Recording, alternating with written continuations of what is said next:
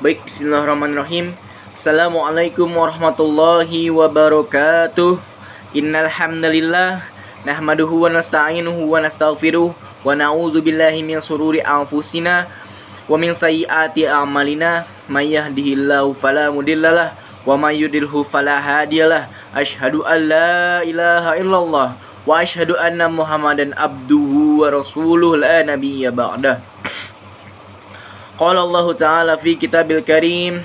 A'udzu billahi minasyaitonir rajim. Ya ayyuhalladzina amanu taqullaha haqqa tuqatih wa la tamutunna illa wa antum muslimun. Amma ba'd.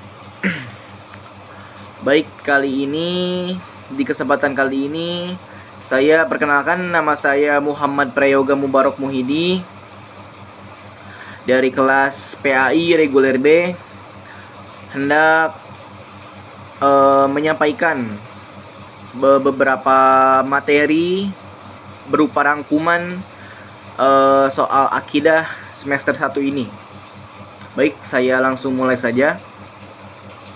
Di materi yang pertama ada mewaspadai aliran sesat. Lalu 10 kategori atau kriteria aliran sesat, yaitu yang pertama, mengingkari terhadap salah satu rukun iman dan Islam. Yang kedua, meyakini atau mengikuti akidah yang tidak sesuai dengan dalil-dalil syar'i Al-Quran dan Sunnah Nabi Sallallahu Alaihi Wasallam. Yang ketiga, meyakini turunnya wahyu setelah Al-Quran. Lalu yang keempat, mengingkari kebenaran isi Al-Quran. Kelima, melakukan penafsiran Al-Quran yang tidak berdasarkan ilmu-ilmu tafsir. Yang keenam, mengingkari hadis Nabi Muhammad Sallallahu Alaihi Wasallam. Dan yang ketujuh, menghina atau merendahkan, melecehkan para nabi dan rasul. Yang kedelapan, percaya adanya nabi setelah Nabi Muhammad Sallallahu Alaihi Wasallam. Dan yang kesembilan, mengubah, menambah atau mengurangi pokok-pokok ibadah yang telah ditetapkan oleh syariat. Yang kesepuluh, mengkafirkan sesama muslim tanpa dalil syariat.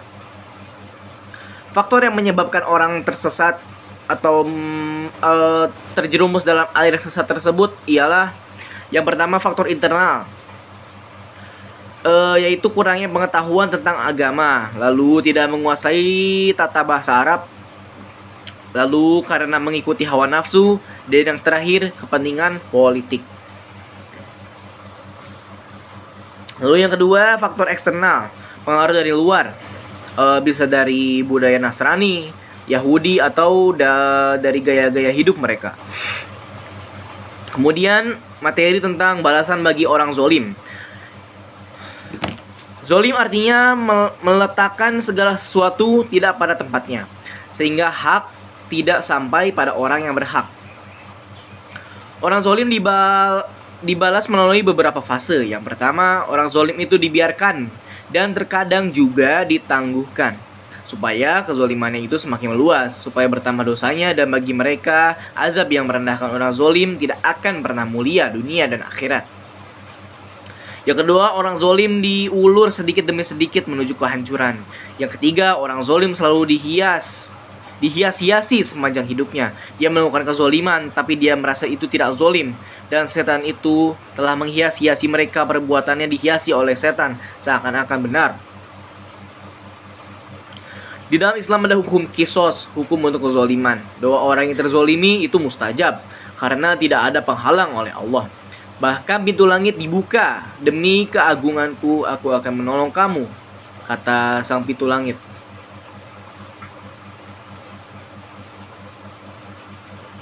Ketika orang zolim meninggal, akan ditampakkan jelas kezolimannya itu. Ada kezoliman yang tidak diampunkan, yaitu syirik. Lalu kezoliman yang diampunkan, salah satunya kezoliman pada dirinya sendiri antara dia dan Allah. Lalu ada kezoliman yang ditinggalkan, yaitu kezoliman antar manusia. Kemudian kita beralih ke materi cinta sahabat keluarga Nabi Sallallahu Alaihi Wasallam.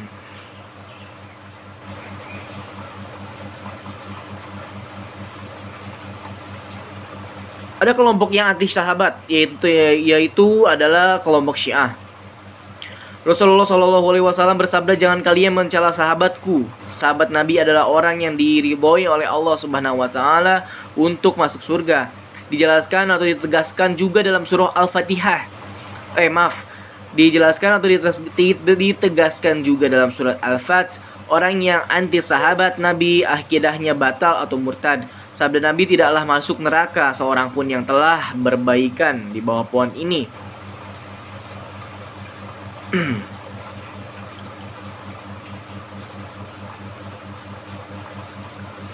Kemudian ada beberapa faham Syiah, salah satu faham yang menyimpang. Alasan mereka yang pertama adalah Syiah menolak hadis yang tidak diriwayatkan oleh imam mereka. Syiah memandang imam mereka suci. Syiah tidak mengakui ijma yang mereka akui hanya imam mereka. Syiah memandang tentang imamah. Syiah tidak mengakui khilafah. Kelompok Syiah mengkafirkan istri Nabi dan sahabat Nabi. Mereka juga jika menafsirkan Al-Quran sering dikarang-karang. Kemudian kita beralih ke materi hukum pelaku dosa besar. Iman di dalam prinsip ahli sunnah wal jamaah ia diucapkan. Orang disebut muslim itu kalau bersyahadat dan juga ucapkan di dalam hati, juga diikrarkan di dalam hati. Tidak cukup orang mengucapkan lisannya la ilaha illallah tetapi hatinya ingkar, itu namanya munafik. Dan demikian juga dipraktekkan melalui anggota badan kita. Mempraktekkan termasuk bentuk amal-amal soleh. Iman itu terkadang bertambah dan juga berkurang. Iman jika dipakai untuk beramal soleh, dia akan bertambah dan meningkat. Dan iman itu berkurang dengan maksiat.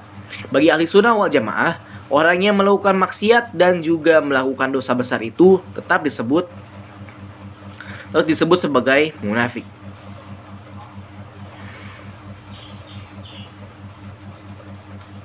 Kemudian ke materi hakikat waliullah.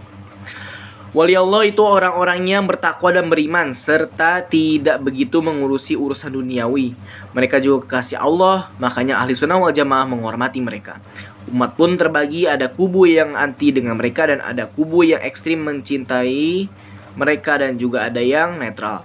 Ahli sunnah wal jamaah termasuk ke dalam kubu yang netral.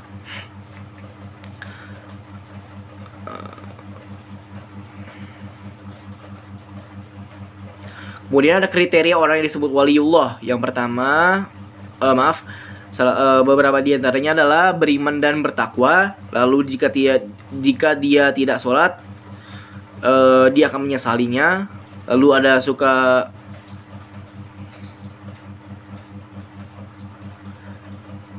dan juga jika dia suka makan barang haram lalu memiliki jimat, maka dia bukan wali. Mereka harus beriman dan sebenar-benarnya bertakwa, baik lisan, hati, dan perbuatan. Selanjutnya,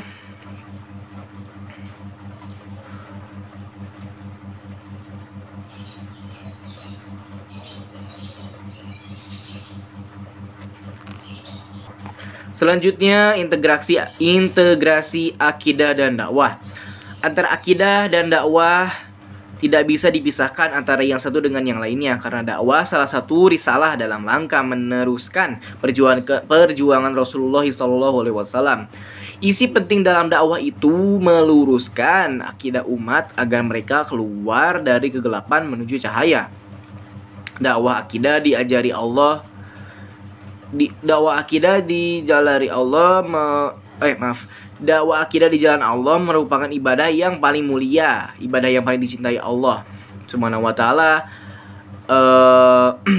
Lalu Allah berfirman, siapakah yang lebih baik ucapannya, ajakannya daripada orang-orang yang menyeru pada Allah di dalam mendakwahkan akidah. Kemudian baik, selanjutnya materi mengenai integrasi akidah dan penyucian jiwa, yaitu antara akidah dan sucinya jiwa seseorang itu memiliki keterikatan yang sangat erat. Karena orang yang berakidah itu orang yang suci jiwanya. Allah Subhanahu wa taala menjelaskan tentang bagaimana urgensi antara akidah dan penyucian jiwa.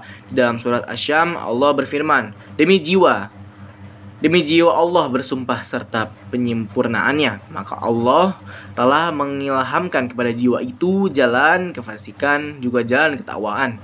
Sungguh beruntung orang yang bisa mensucikan jiwanya, sungguh rugi orang yang mengotori jiwanya. Jika yang bersih akan memilih jalur takwa, sementara jiwa yang kotor akan memilih jalan yang kotor pula. Orang yang beriman senantiasa menjaga jiwanya agar tetap suci. Inilah dikenal dengan penyucian jiwa, agar jiwa itu kembali kepada Allah Subhanahu wa taala. Baik, mungkin itu saja yang bisa saya sampaikan. Mudah-mudahan rangkuman serta pemaparan dari saya mudah dimengerti dan bermanfaat bagi diri saya khususnya, dan juga bagi para penonton umumnya. Terima kasih. Wassalamualaikum warahmatullahi wabarakatuh.